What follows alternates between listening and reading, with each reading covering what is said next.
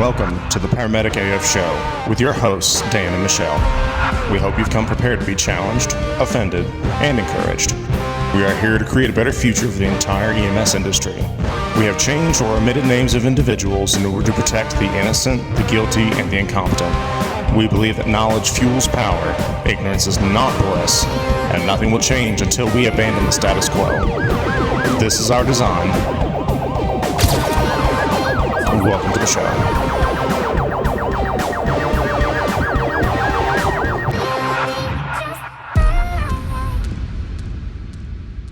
I don't know if I can do it. Stop staring at me. It's not helping. I can feel you looking at me. That's not helping. I'm looking away.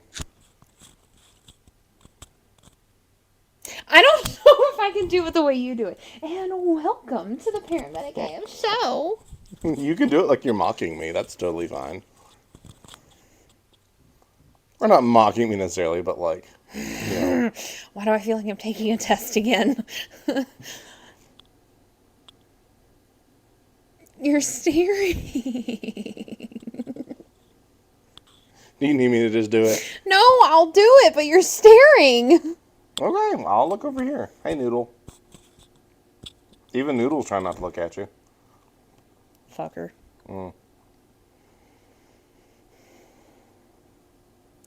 And welcome to the Paramedic AF Show. We're mixing it up today, and I started. I'm taking over Daniel's spot. I'm Michelle. And I'm Daniel. And this is going to be our Valentine's Day week, not day, but week episode. Yeah, obviously this isn't the day of, but we figured, it's the season, so we'll go with that. Is it really a season? Well, so my partner the other day actually referred to it as Wiener Christmas, which I thought was hilarious. No! So we can stretch it out to a holiday. There's 12 days of Christmas. You can have 12 days of Wiener Christmas. It's fine. But it would be the 14th, so you'd be awkwardly starting it. Well, at any rate. I'm sorry. Hopefully all of you were in some way getting sucked or fucked this week, so it's, and if not, I'm sorry. It sucks for you. And if you're asexual and you don't like that kind of thing, well, I mean, good for you. That's your thing. I can't relate to you. I like pussy too much. Daniel, but stop anyway. it. Happy Valentine's week. Wow. We have sidestepped real hard at the very beginning of this.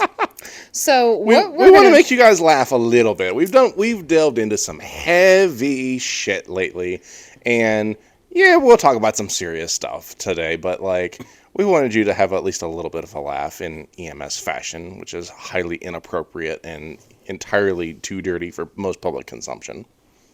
I mean, that is entirely true. I think it's partly how we cope, I guess you could say. Although some would argue that, it's a symptom of, pre-dementia or whatever. What, the dark humor or forgetfulness? Well, both. Yeah, but we all fall in that category. So today, we're going to be talking about, in, our little Valentine's Day joke, we're going to be talking about different types of relationships. And no, this is absolutely not a relationship podcast, But how you say... I mean, yes, how I say. So this isn't like a relationship how-to special. This is more of a, we see, there's a lot of symmetry in life, and the relationship between leadership, I say leadership, management of a team and team members is not unlike the dynamics of a relationship. And so we kind of want to, in a lighthearted way, go through and look at different kinds of relationships and different phases of relationships as we look at the one male cat sucking up on the female cat in the room. That was a little strange. Well, it's pertinent, okay? He's trying to get his Wiener Christmas, too. Anyway, again, we just want you to laugh a little bit. Highly inappropriate. We should add an extra explicit warning to this episode. Probably. So... We don't have, normally we're very organized. We have lots of show notes, we have quotes, we have all kinds of stuff. But tonight, much to Michelle's chagrin, because she's not really a fan of the spontaneity, but I am. I kind of chuckled on this stuff earlier today. Hold on. I'm fine with spontaneity Well, and not like being this. spontaneous with stuff, but yes, even if you just gave me like a couple bullet points just to like reference, I would have been okay. But no, we're just freeballing this We are shit today. truly shooting from the hip today, but we're medics. This is what we do. I do better under pressure. Under pressure. Do do do do do. Okay. Anyway, so we're kind of just gonna start from the very beginning of of any relationship, which is a first date. And we've all, well, most of us, I would hope, have experienced this. And in the professional realm, this is very much the job interview, where you agree to meet somebody. Maybe it's a blind date. You really don't know much about them. They just show up at a hiring event. Or they communicated with you a little bit. You connected through some, Indeed, dating profile, whatever. And you know a little bit about, what they want you to know about them. But you actually want to, learn a little bit more about who this person is that wants to come work for you. So in the interview, you ask all kinds of basic questions, and different agencies have different questions, and some of them are very relevant to the job, and some have not a fucking thing to do with the job, but you ask them anyway. And then you answer certain questions and you realize you sounded woefully stupid and you just take foot, insert into mouth. Verbal stroke. And some first dates go really well, and this is where, anybody can ace a first date if they try hard enough. That doesn't mean that they're actually a good fit for you. Just like it can mean they're not a good fit for your team at work. And sometimes you can have the start of a really good date, and at the end, your date tries to smother you or suffocate you. However, we're not talking about that. That was an accident. Anyway, people are going to take that as so dirty, and that's not what it means. It's not. But anyway, we'll leave their suspense for that. But but then you have some first dates where it's really creepy, and you're just like, wow, I cannot wait for this to be over, please. And then you have, some people who do an interview and they want to be Captain Save-A-Ho. So they're like, hey, you know what? This person's really not that great, but we need help, and we can train them and get them better. It'll be fine. We can save them. Yes, all. we can save them. So it's okay. So, there's a bunch of different ways that job interview can go. But, first dates are always awkward, so maybe you have somebody who just kind of fumbles through it and they end up being a great person. Well, then you enter the dating phase of the team leader relationship. And this is where it gets kind of fun, because this is where A, you see if they're acting or not, and B, it's usually where the crazy really comes out. And that's not a chauvinistic thing. It applies to guys too. We some crazy motherfuckers out here as well. Really? It just takes like short-term dating to see the crazy? Fuck, I was married for 10 years. Like, damn. I'm just saying, the first 6 months, it's kind of, unless you're really good at it, it's hard to keep up an act for 6 months. I mean, that's fair, especially with as many personalities as we have within EMS. Yes.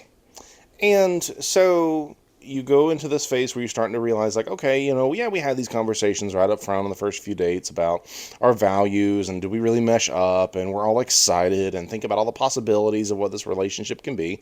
And then you see the person for who they really are, and that can go either really good or really bad. And again, we're still kind of in the phase of this is the way all relationships go. In the same way in a professional setting, it's the way all leadership and team member relationships go. You're just kind of exploring and figuring shit out for the first 6 months to a year. And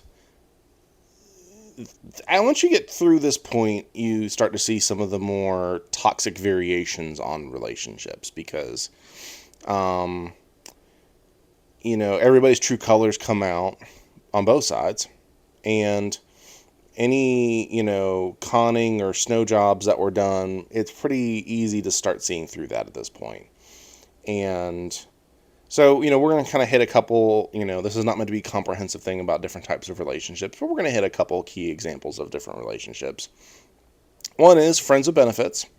So basically, there's some times where when you go to work for an agency and you're there for a little while and you realize that you are truly just there to get fucked. And as long as, you're doing what they ask of you and you're getting a good paycheck in return, everybody's okay with it. But then when you actually have some bigger needs, bigger problems, bigger concerns, oh, hey, guess what? We actually don't have much of a relationship, and you just need to keep doing what I wanted you to do, and that's it, and shut up and stay out of the way. They tend to not be sustainable. No. They're super. It's super. I'm sorry. I didn't have it very high. It's superficial. Yes. And it's something that it can work in a short term. You can get warm bodies to fill seats. But if you're not actually creating a relationship with them in some way, shape, or form, it's not going to last. Because eventually, the person's going to be like, hey, you know what? The fucking we've been doing, it was great, but it's really not fun anymore. We have some things we need to talk about, and there's problems. Well, and it's lacking that investment that we've referred to in a Yes. couple different podcasts. You have an EMT that, is gung ho and is going to do everything, but they only made it through a 5-week program. And then, everything kind of starts to fall apart. They wash the face, wash the makeup, take down the hair, start to kind of relax into it. It's like, oh, maybe this isn't exactly how it should be. Well, and it's not just, it's very easy for people to be like, think that we're just saying that, management's the ones doing the fucking over. No, there's plenty of times where you have people who, and there's nothing wrong with using EMS as a stepping stone, but people who literally come in with zero commitment, and their plan is to have zero commitment to the job. Like, I mean, I understand you need patient contact hours for med school or whatever, but if you're truly just coming in just to kind of fuck around for a few days and then be gone, like, that's not what we need around here, and that's not going to be healthy for any agency to be recruiting a ton of people like that. Yeah, Not to rely on it, I should say. it's okay to have, we're talking about, relationships and everything. It's almost like, I don't want to say flirting with commitment, but it's like flirting with the idea of marriage. Like you're coming into the quote unquote relationship with EMS and you're not ready to commit to marriage, i.e. like, an entire career in EMS. You are using it as a stepping stone to go to med school and all the rest of it. You still need to have that commitment and that seriousness to take the job serious, because all of us, your coworkers, your patients, your leadership, your subordinates, again, not in a derogatory term, just, different levels of certification, everything, need your commitment no matter how long the long term is. Yeah, and because everybody talks about how, oh, well, leadership is all about relationships. Well, okay, yes, kind of. We've developed a very short-sighted view of relationships in EMS as a whole. And I think, unfortunately, this friends with benefits kind of arrangement is becoming more of the norm for EMS agencies. And I'm not saying it's even consciously that. I think it's just, we're getting into this vicious cycle of this is just kind of becoming the norm. And really, yes, you're going to have some people who are revolving doors, and that's okay. But that needs to be like, a fraction of your workforce. You should be looking for people, and you should be looking for people that actually want to have a quote committed relationship with your agency. And this funnels back to our discussion about core values. We need to have a set standard of values and expectations in EMS that is going to lift us up and bring our community and our culture together. So we should be hiring and firing based on a system of core values and beliefs about EMS. And when all you have is this very light, non-committed, fluid, transactional relationship with your people, it's not going to go anywhere, because at that point, there's no commitment. So, hey, guess what? Yeah, hey, we've been, to be blunt, we've been fucking for a little while, but you know what? There's some bigger dick over here that's going to keep me more satisfied. So I'm going to go over there and work for them, because, translating that into the workplace, hey, I can go get more money somewhere else, because that's the only value in this relationship is how much money you're paying me. Mm-hmm. A lot of people chase money. And I mean, the whole friends with benefits type analogy kind of goes along with like your quid pro quo I Yeah. totally fucked that up. Quid pro quo. There we go. I swear I know words. You just said it Southern. It's okay. But I mean that is kind of how it feels. Like, well, you're doing your basic job for me. I'm giving you a paycheck, but like that's it. I mean, it's literally superficial. It's I'm gonna and I know a lot of times we hear that expression. I'm scared to say it. You hear that expression, quid pro quo. Quid pro quo. There we go. I Yes. swear I know the words. I can spell it. There we go. You hear that a lot in like sexual harassment seminars for, oh, I'll give you this if you give me, whatever sexual act. But I mean, it's still, related to a transactional thing. You work, I give you a paycheck, and that's the extent of it. That is not going to establish loyalty or any kind of long-term commitment. And again, just if it wasn't obvious from the intro, we're being very satirical and lighthearted here.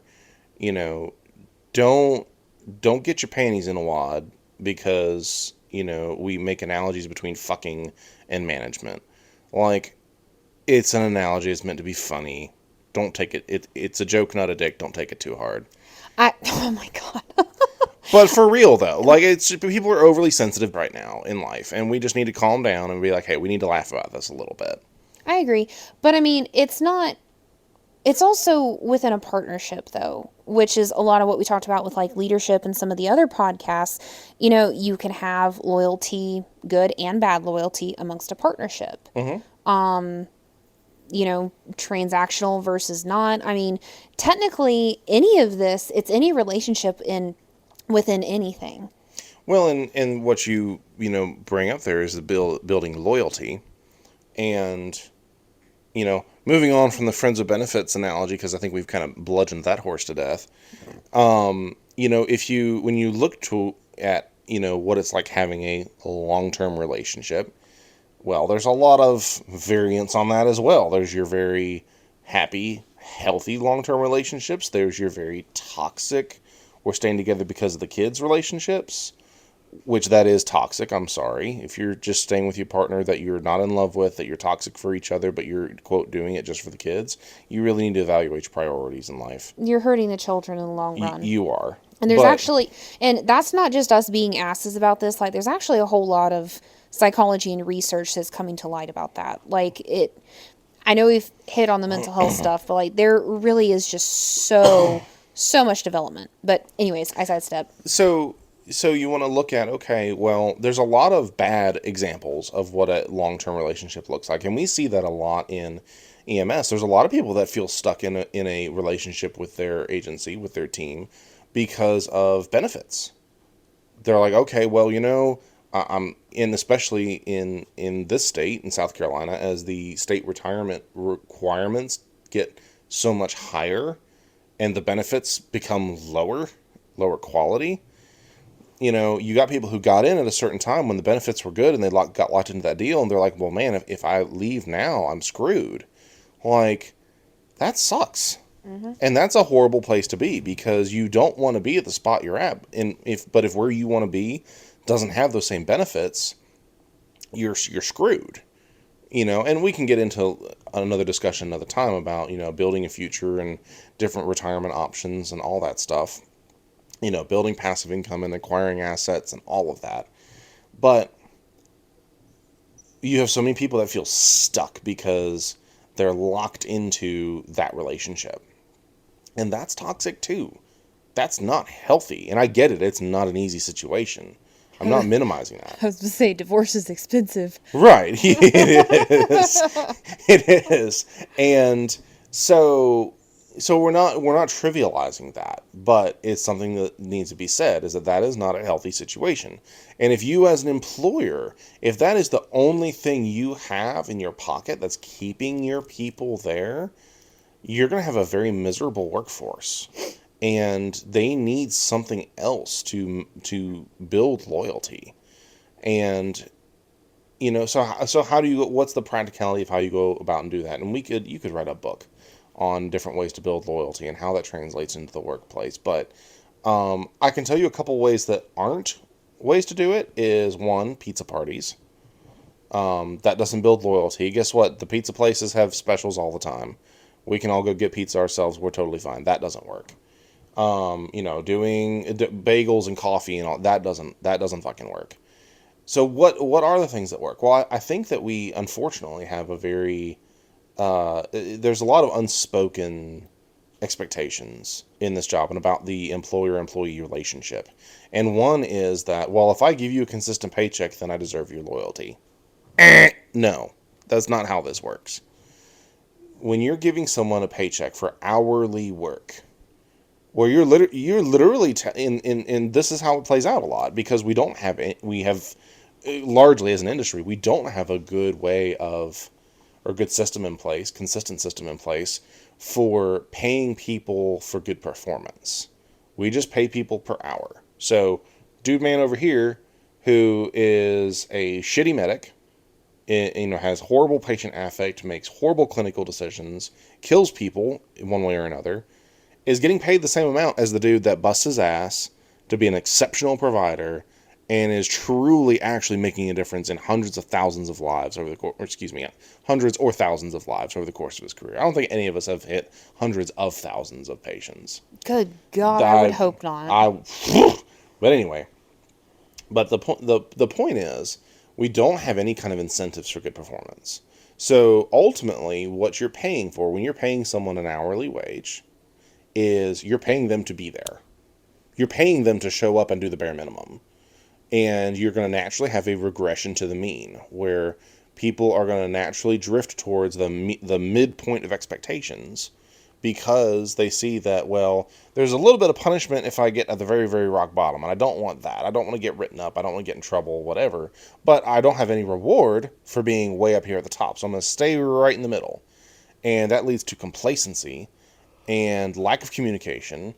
And those are things that, shocker, kill relationships. And in the same fashion, they kill the team dynamics in an agency because there's no motivation to do better.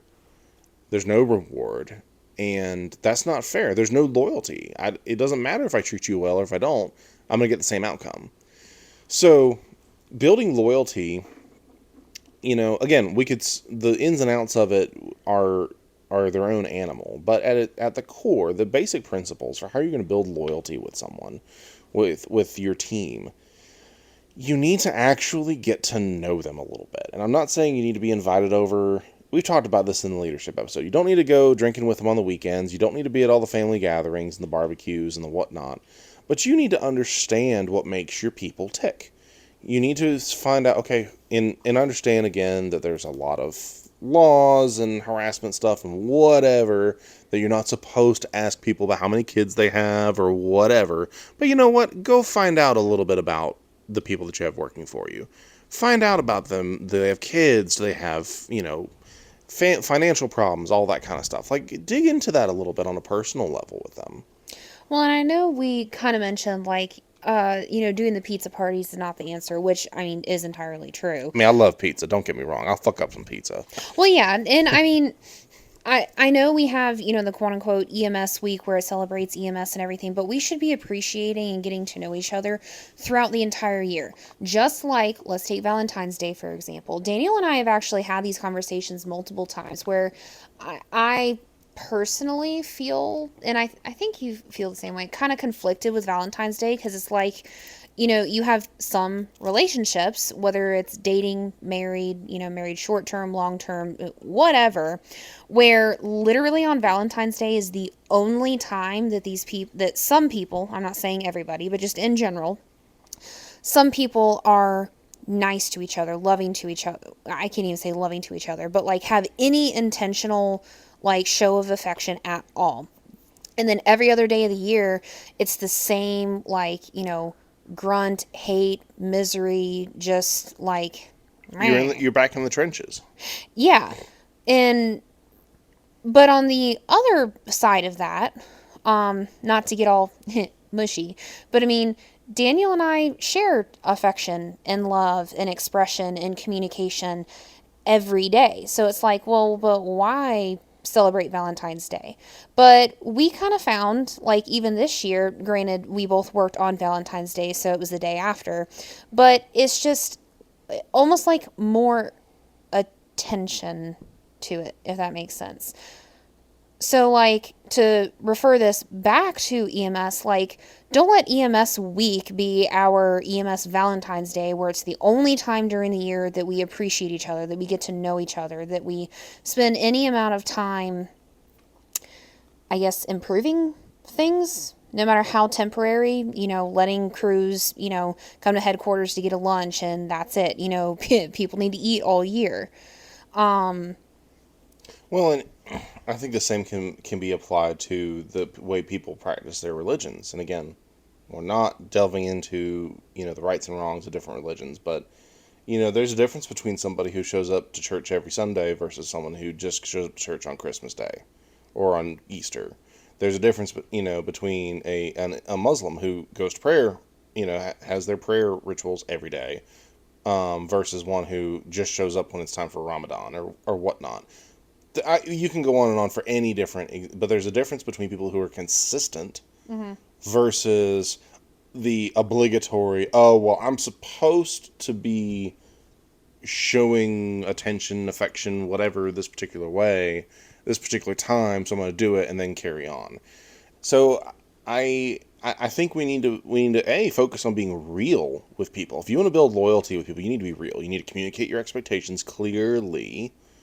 Just like in a relationship, you need to have boundaries in place.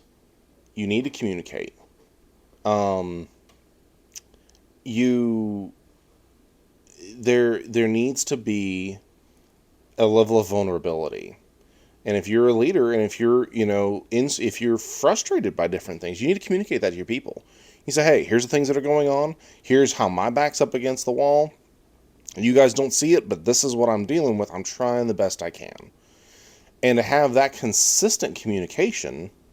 Sorry, I'm getting distracted because the cat is messing. One of the cats is messing with the Xbox, and he's just discovering he can hit the buttons and things happen. So, that's why there was a slight pause there, because he distracted me for a second. Little fucker. It's totally not ADD. No, not at all. Squirrel. But anyway,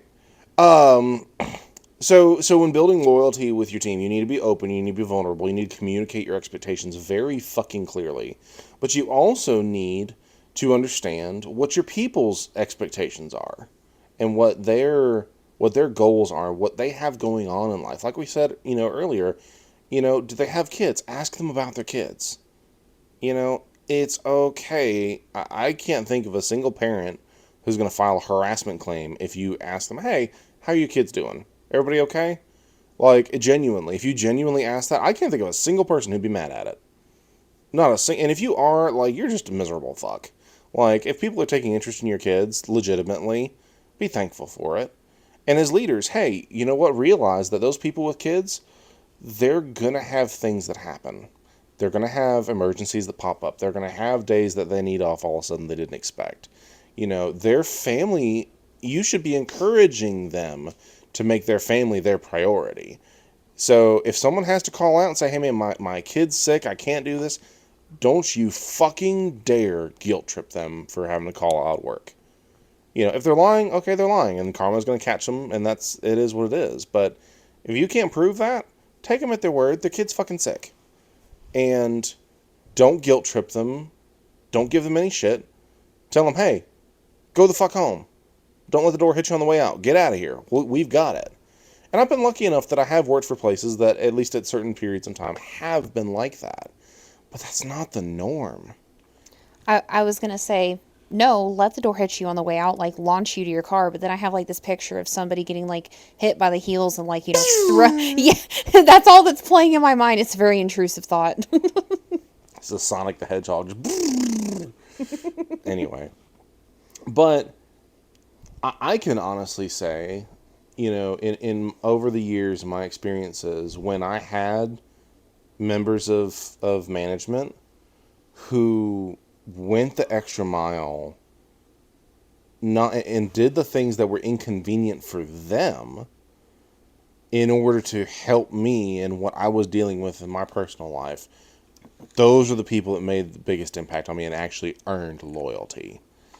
Well, and don't get us wrong, we're not saying that people in management aren't allowed to have kids and have lives and need Oh time yeah, off and yeah. everything else. It's where you lead up, you lead down. I mean, at one of our jobs, if a supervisor excuse me, if a supervisor, has a medical emergency, family has to call out, whatever, everybody gets sick, everybody needs mental health days, then they have like basically a pool of people that have had, some level of training that they're able to step up into that position. Or, if a supervisor, is on, the shift supervisor position, but they may pick up a shift on the assistant supervisor position on another shift to help with coverage. A lot of what we talk about with loyalty is also within partnership. This is not picking on, leadership Mm-mm. up or down. All of these principles can be applied to any level of it. I mean, yeah, there are certain times with certain agencies and all the rest of it that, like, if a paramedic calls out, no, an EMT cannot pick up if it's a paramedic EMT truck to make an EMT truck because said truck is supposed to be a paramedic level truck. You're going to have those restrictions, but in general, like, if you're able to help, regardless of certification level, like, do that. Because, I mean, if you put good energy out, in to the world universe Mm-hmm. however you believe, it's going to come back. Well, and you're right. It does translate to your relationship on the truck because you should all and it's a practice that I have vigorously put in place pretty much my entire career is we clear from the hospital. We don't have a call right away. We're heading back to the station. Before we get to the station, I always, always, always ask my partner, "Do you need to go anywhere or do anything?" Mm-hmm. Period. I And ask it's a about little thing. I ask about food as soon as shift starts. Like, hey, what meals do you need? Tell me when you're hungry. Like, Yeah, and tell them, and especially, I think sometimes I've been perceived as kind of just the older cranky medic. Sometimes I try not to be. I'm trying to be mean to people, but there's days when I come in and I just don't want to people.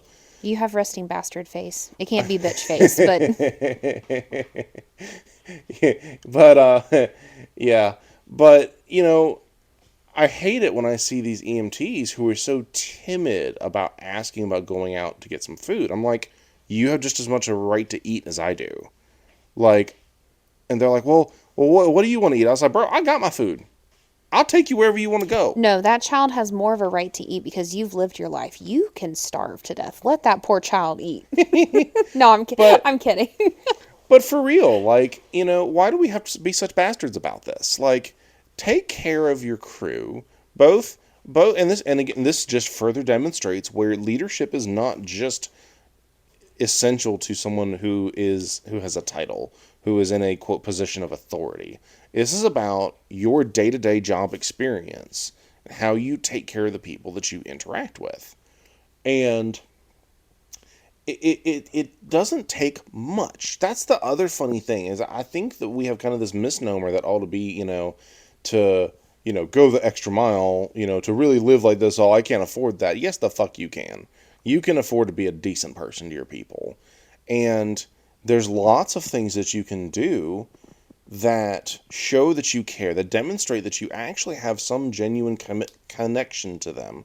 Again, you're not trying to be their best buddy. You do if you are in a true position of authority, there is a certain barrier that you do have to retain. It's really not appropriate if, you're going out for drinks with, a certain group of people, but you won't go out to drinks with another group of people in the company. Like, there are certain barriers to, keep integrity in check and all of that. That's important. But that doesn't prevent you from learning about your people, figuring out what's important to them, and then being able to say, okay, I have objectives that I need to cast down to my team. I need their help with. I need them on board with this. How do I do that in such a way that at the very least it seems like it's perceived as they're able to participate and actually connect with this and have their needs be met in the process. How do you pitch it? It's not being sales in a dishonest way, but you have to explain to your people why what you're trying to do, the changes you're trying to make, the mission you're on benefits them individually, as well as benefiting the entire team. Sometimes that's one and the same. It just kind of depends on the scenario. So it's funny as you're talking about this, it reminds me as well that this strongly, all of it strongly relates back to our initial education too. And I know you're going to laugh because I'm harping on education, but like, for example, I had such a good, healthy, with healthy boundaries, relationship with my paramedic program when it came time to graduate and thinking about my future of my career and everything else. It was only ever my program. Not that, I think every other program is shit and, they ain't worth nothing and like, Mm-hmm. we're the bomb. Like, no. And actually there's another program in the area that I know pays more per hour. I mean, by like $2, $3, $4. But I mean, when you add it up, I mean, that's a good bit amount of money. But like, never once has it crossed my mind, hey, I'm going to leave the job that I'm at with my program that I graduated to chase money, because my program had such fantastic instructors. Like, I love the dynamic of the department alone. And I mean, the way they taught, and like, yeah, yes, goodness gracious, the one of the lead instructors, like, I mean, he can be an abrasive person. I mean, he'll even tell you that. But you know what? That doesn't really narrow it down much, to be honest, in there. Well, it I mean, does. yes, we It love you does. guys. It's all in good fun. But the point is, like, I mean, he'll even tell you, like, yeah, I'm abrasive, yeah, I'm straightforward, but you know what? There's no room for assumption. There's no room for, well, maybe he meant this or maybe he meant that. And yeah, if you're a fucking weak-minded person that can't handle getting just straight up feedback, no, you're not going to like it. But I mean, you're always going to know where you stand. And they're going to be hard on you and they're going to teach you all the hardest shit. But you know what? When it really came down to, like, me, for example, I was having such a hard time through the program. And not just because, it was paramedic school. I had so much shit going on in my personal life. It was ridiculous. And I never used it as an excuse throughout the program. And when they finally found out, they were, I wouldn't even say mad that I didn't tell them sooner, but like, they were concerned. Like, they showed genuine concern. And we talked, and I had that support, and they had that relationship. Now, again, with boundaries, no, you know, excessive questions were asked. Mm-hmm. Everything was in a healthy manner. And I felt protected sounds so inaccurate in this situation, but I don't know what else word to use. Like, just protected that, like, no matter what, like, I was in a safe place, that like I would be able to finish my program as a single mom with 2 kids. I mean, I know, whatever. But they built that relationship and that loyalty. And although, there were abrasive times and, I got my butt chewed for making stupid decisions, like, it was there, and they built that loyalty that, like, they're the only place that I want to teach. Mm-hmm. Like, it's it. They sold me on it. But also, like, what's horrible, you have to have the good and the bad that come with it, like the give and the take.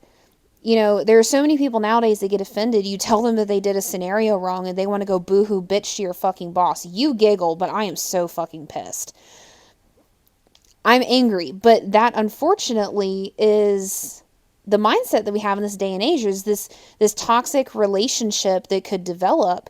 And again, it's not just with leadership. It's, it could be within a partnership, it could be subordinates leading up, it could be, coming down.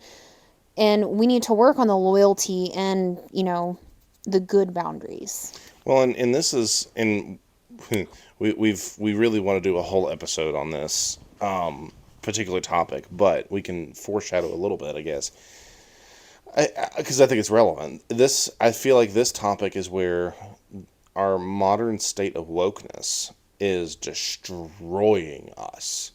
And just like in relationships, you have, I mean, between the abuse of the Me Too movement, again, I said the abuse of it, because I would say the origination of the Me Too movement was wonderful.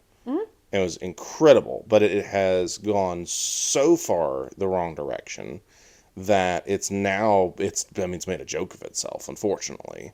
I But I think well, it's everything in moderation. but that's the point is you have so many things like that that are poisoning the waters. And when Me Too has become such a thing, that's why a lot of decent guys don't like to go out in the dating pool, because they're afraid that they're going to get misjudged just by being straightforward. And and we could go on and on with analogies related to that, but if you take that into the workplace, we're so focused on all of and again, there's a lot of workplace harassment. There's a lot of workplace harassment in EMS that's not okay. A lot of stuff that's not okay. I'm not sidestepping that at all. But I think that because there's such that we're taking the just culture movement too far as well. Just culture in and of itself is not a bad thing, but it's creating this environment where everybody's so fucking scared to be normal people. To be able, people don't feel that they can truly, they can in a healthy way express who they are. That they have to fall in these certain predefined pens and they can't go out of them. And I think that's translating very negatively to the kinds of relationships that we can have between team leaders and team members, between people on the truck. You can't it's becoming harder and harder and harder to develop even the good healthy relationships, because there's so many construed restrictions and bullshit Mm-hmm. that is placed on people that you're afraid to breathe wrong. You see it in the gym culture too. There's so many people like, oh my god, that guy looked at me. Well, honey, you're half dressed. So yes, there are going to be people that glance over and like, what the fuck. But that doesn't mean that what else. And I'm not. God, we could go down the rabbit hole of oh well, who's really at fault? Is it? My point is, we're making the threshold of offense so fucking huge that people are scared shitless. The good people are scared shitless of doing the right thing and being open and honest, and they want to shut off and shut down and stay away from everybody. Well, I mean, now all of a sudden it's, illegal and offensive to make a dirty joke. It's like, oh my God. But and I'm willing to even go as far to say that all right, maybe there's certain aspects of the quote harassment stuff or whatever. All right, sure, fine. Do we need to make fun of, do we need to make, any kind of, you know, do we need to make dirty jokes? Well, no, we don't need to make dirty jokes. Okay, what the fuck ever. But that's something that people should be communicating. If someone's offended by something, you need to go communicate that to somebody. You need to go to that person and say, hey, that really bothered me and here's why. But instead, we're creating this society where anyone can stab you in the back for any reason, even if you weren't talking to them. If you were having a discussion with someone else, and you and that person were totally fine, someone else can hear it and be offended, and you can have a harassment claim filed on you.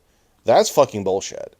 But again, cycling back into relationships, that's why we have so many dysfunctional work relationships, and why we have a big reason why we have such a disjointed work culture is because we're in this constant conflict and nobody knows where the lines are, because the lines are constantly getting moved to the point where nobody knows what's really okay anymore.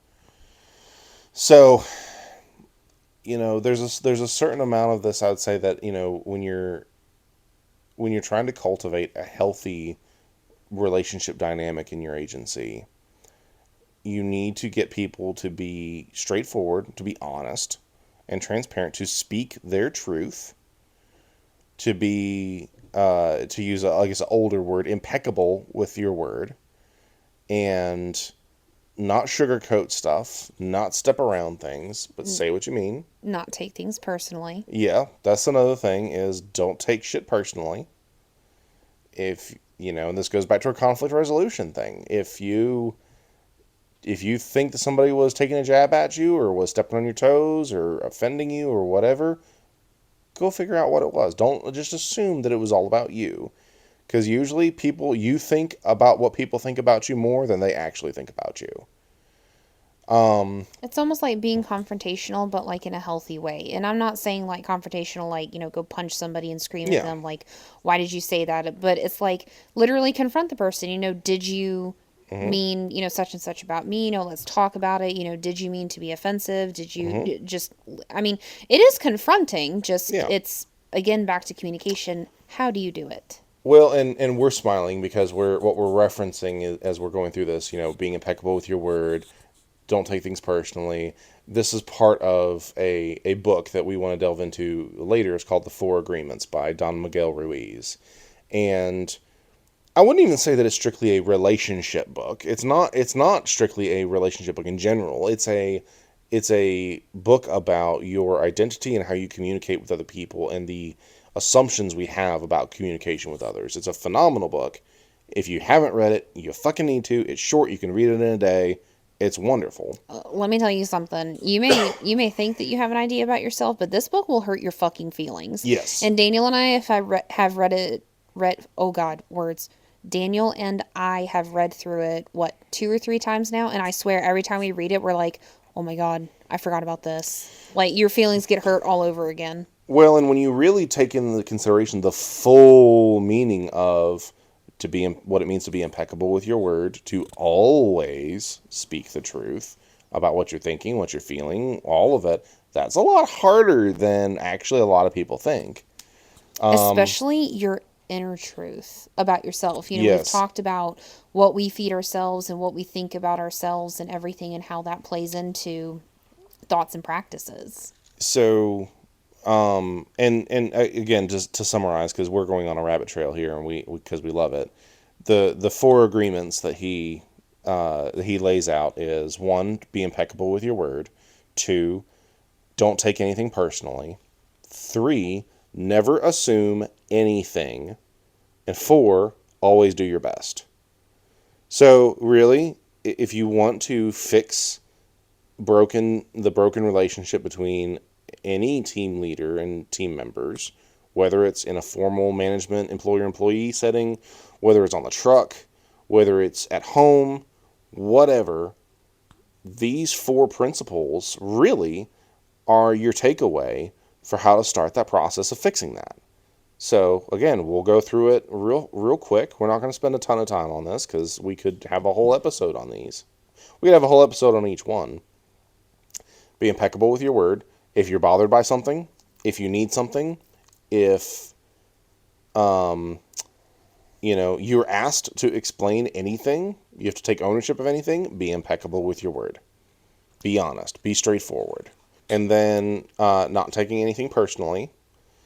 Don't make every bad thing about you because you're going to create so many fights that you don't need. That's toxic. It's very, very, very fucking toxic in any context to take shit personally by default. Now, when someone obviously points the finger at you and says, I'm talking about you, well, okay. Yes, that is making it personal. But even then, if they're just being belligerent, it's really more about what they have going on in their life, what they have fucked up, more than it actually is about you and what you did. Just because someone points the finger at you doesn't mean that you're actually the one at fault. Okay, just as another funny intrusive thought, all I can think about when talking about like your inner conversation is like my inner like voice who's being like a complete bitch, like saying all the bad things, arguing, and like me trying not to take it personally, and like there's just internal argument is like this big round circle. All seven of my personalities are having an argument about it. There you go. Sorry, I And third, not assuming anything. You observe the way someone behaved, the way they acted. Again, it kind of goes with not taking it personally, but hey, you know what? Maybe someone's having a really shitty day because, their wife asked them for a divorce. Or because their kid, tried to kill himself.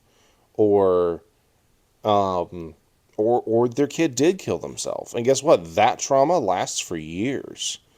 I have a good friend of mine who their child did pass away, and the circumstances are not important, but they were younger than me, and it was a while ago, and that mother lives with that trauma every day. And so be patient with those people and realize that they're going to have horrible days that will hit out of nowhere. And again, not getting on that, but just don't assume. Don't be quick to assume. Be quick to find out what's really going on with somebody, even if it's not fair, even if it's not right, whatever it is that they did that bothered you. You still need to be able to say, hey, you know what? There's probably more to this that I don't know, and I don't need to know, and it's not my business. And I need to just give them a little bit of love, a little bit of patience, and a little bit of space. Hold that space for them, let them deal with it, and then carry on with your life.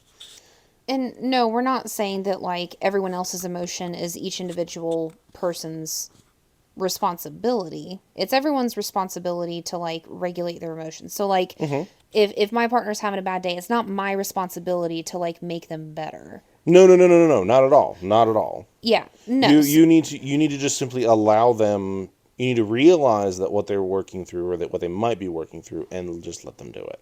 Yeah. And lastly, always do your best. No one's perfect. Exactly. And we all have good days. We all have really bad days. It's not that you need to be Mr. Happy-go-lucky, whatever, all the time, or Mr. I'm going to be the, Salty number as one. fuck. Well, no, no, no. I'm saying more like you don't have to be I'm going to be the number one paramedic in the fucking world every day. Like, no one can maintain that every day. No one can. But you all know, we all know what we can be doing better, what we should be doing better in life, at work, in how we relate to our coworkers, to our bosses, and how we relate to subordinates. We all know what we can be doing better, what we should be doing better. Even if all you're doing is improving like 0.1% every day, or even a smaller percent than that, all of that builds up over time to make a bigger change. No, we're never all going to be perfect, but there's always something that can be changed. I guess you could say adjusted as well. And be willing to do things that make you uncomfortable to better those around you.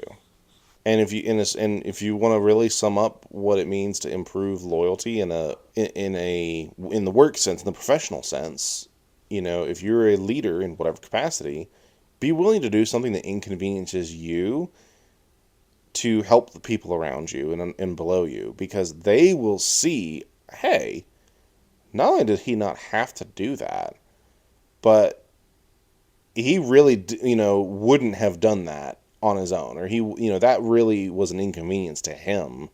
That hits his personal bottom line in some capacity to do that. That's really cool. Like, that person didn't have to do that, but they did it anyway. They went out of their way to do it. That means a hell of a lot more than a pizza party. So, to wrap all of this up, and we're, like we said, we haven't been operating on notes. This has purely been off the cuff. We had pretty much zero plan walking into this, other than, we wanted some laughs out of it. As you can see, when we don't have notes, we rabbit trail even harder. But it's good, and I know y'all all do too, because if you're not neurodivergent or have ADD coming into this field, you will probably exhibit some of those behaviors after being in it for a while. Like, it's impossible to not exhibit ADD behavior working in this job. All of us will rub off on you.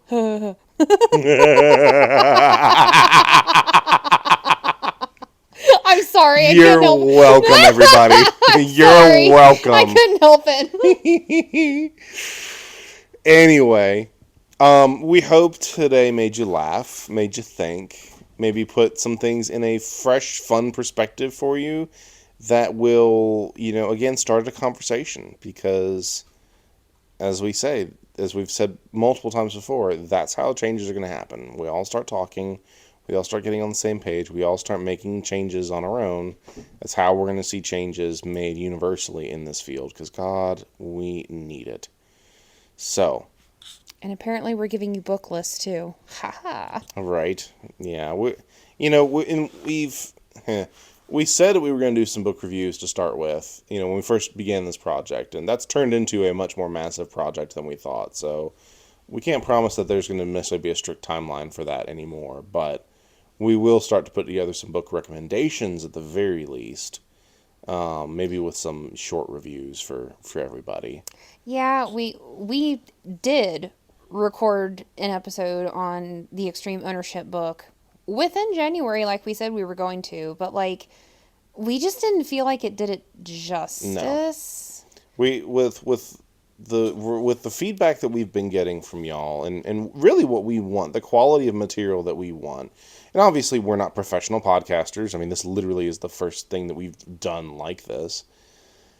You know, I don't want to put out something half-assed to you. No. And, and a lot of this stuff, the reason we can speak off the cuff on it is because we spend our life immersed in this and talking about this and studying everything related to these topics. So, even coming off the cuff, we're coming with a pretty good level of preparation, but we do want the quality to be continually improving, or at least maintaining.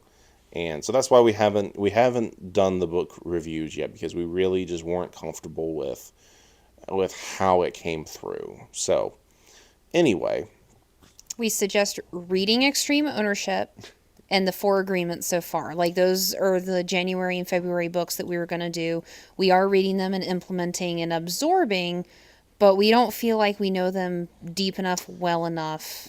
I wouldn't even say I don't even think it's whether or not we know it, because we feel very comfortable with it. It's how we're able to present it fluidly. There you go. And we want it, there comes a point where it's like, just read the damn book. Especially with Extreme Ownership. Like, the easiest way to sum it up is just read the damn book. But at any rate, we're sidestepping a good bit. If you found value from this, if it made you think, if it offended you, good. That's what we're looking for. We ask that you spread the word, tell your friends, leave us reviews. We're okay with reviews. Even if they're not all 5 stars, that's fine. If you want to be wrong, that's okay. But leave us questions. Yes. And again, share it with your friends. Let's start the conversations and keep them going. We'll see you guys next time. Bye-bye. The Paramedic AF show is property of the EMS 2.0 project. The beliefs, opinions, and practices discussed in the show are our own and do not represent our respective employers. Please follow your local protocols, policies, and procedures at all times. All listeners are encouraged to research and self-educate regarding all content represented in this show. For more information regarding EMS 2.0, please visit our Facebook page for our website and social media links. Thank you for your continued support, and we look forward to you joining us next time.